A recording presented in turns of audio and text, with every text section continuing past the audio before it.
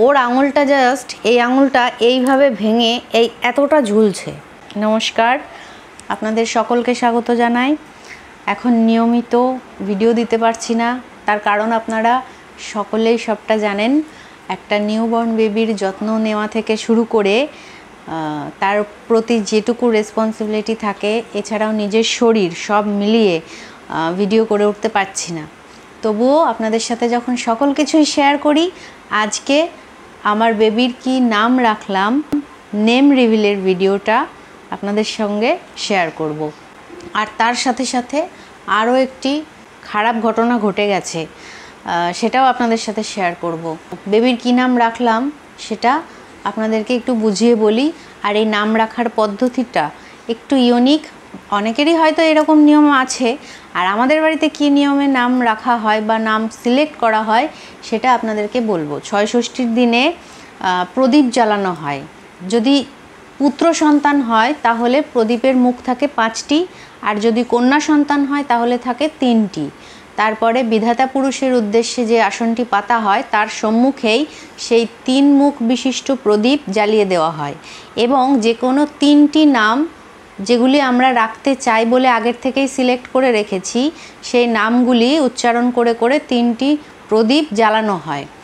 এবং তারপরে লাস্ট পর্যন্ত যেই প্রদীপটা জ্বলবে, সেই প্রদীপটা ধরানোর সময় যে নামটা সিলেক্ট করা হয়েছিল সেই নামটাই রাখা হয়। তো ওর রাশি অনুযায়ী ওর 3টে নাম সিলেক্ট করা হয়েছিল। তার মধ্যে স্কুলের নাম বা ভালো নাম যেটাকে বলা হয় সেটা হয়েছে রায়শ্রী।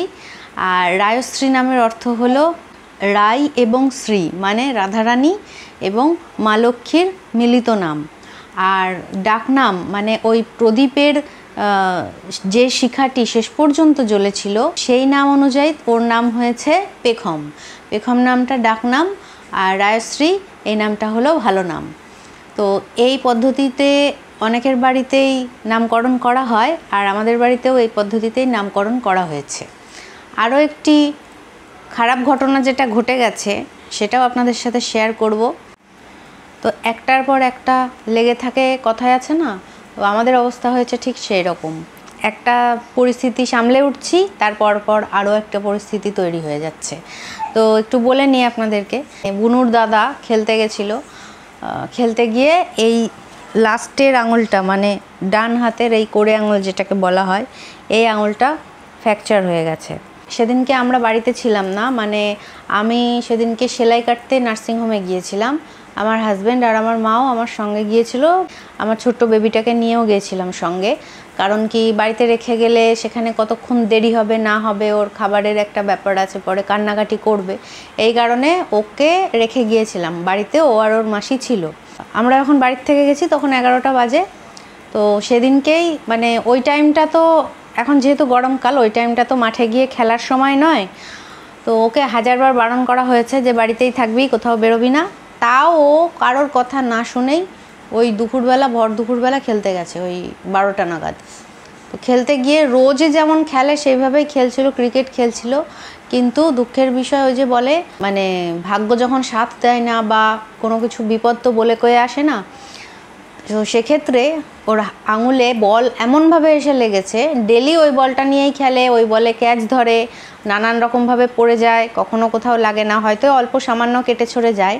কিন্তু সেদিনকে যখন ও বাড়িতে এলো, ওর আঙুলটা জাস্ট এই আঙুলটা এইভাবে ভেঙে এই এতটা ঝুলছে, এরকম অবস্থায় এসছে বাড়িতে। আর হাত এইভাবে ফুলে যাচ্ছে আস্তে আস্তে।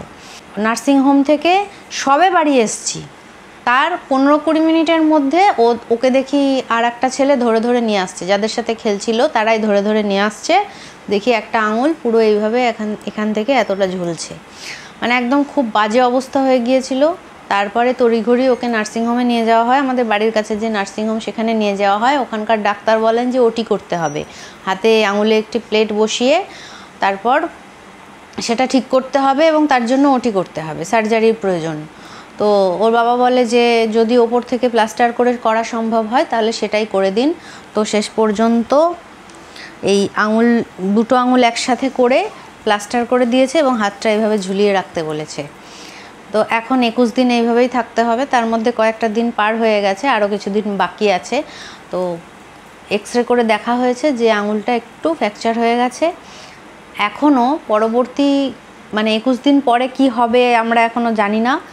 আমরা প্রে করছি যাতে যেখানটায় ভেঙে গেছে সেই জায়গাটা যাতে ভালোভাবে জুড়ে যায় এবং আগের অবস্থায় যাতে ফিরে আসে, সেটাই চাইবো। আপনারাও সকলে একটু প্রে করুন যে 21 দিন পর যখন এই জায়গাটা খুলবে, এখানে প্লাস্টার করা আছে, ছোট্ট শুধু আঙুলটুকুনি প্লাস্টার করা আছে, যেন আগের মতন সুস্থ অবস্থায় আঙুলটা ফিরে আসে।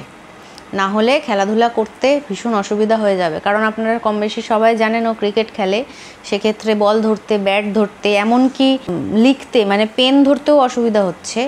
তো সেক্ষেত্রে এটাই চাইবো যে আপনারা একটু প্রে করুন যাতে ওর আঙুলটা আগের অবস্থায় চলে আসে, সবটা যাতে সুস্থভাবে মিটে যায়, এটাই বলবো। আর সকলের জন্য আরও একটা টিপস, বাড়ির থেকে যখন বড়রা কিছু করতে বারণ করবে সেই জিনিসটা করার চেষ্টা কেউ করো না।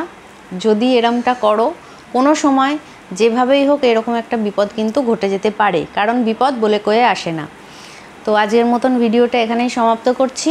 সকলে খুব ভালো থাকুন, সুস্থ থাকুন।